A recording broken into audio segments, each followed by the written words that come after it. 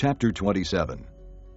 But David thought to himself, "One of these days I will be destroyed by the hand of Saul. The best thing I can do is to escape to the land of the Philistines.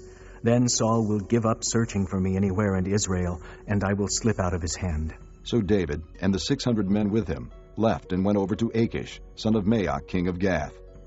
David and his men settled in Gath with Achish.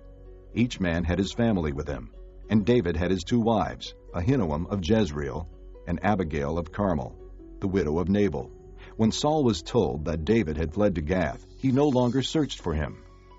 Then David said to Achish, "If I have found favor in your eyes, let a place be assigned to me in one of the country towns, that I may live there. Why should your servant live in the royal city with you?" So on that day Achish gave him Ziklag, and it has belonged to the kings of Judah ever since. David lived in Philistine territory a year and 4 months. Now David and his men went up and raided the Geshurites, the Girzites, and the Amalekites. From ancient times, these peoples had lived in the land extending to Shur and Egypt.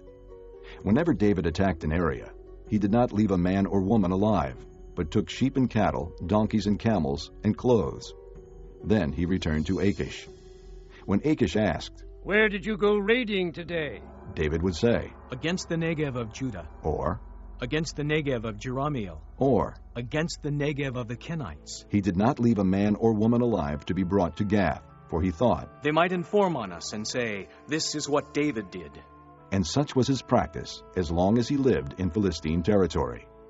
Achish trusted David and said to himself, "He has become so odious to his people, the Israelites, that he will be my servant forever."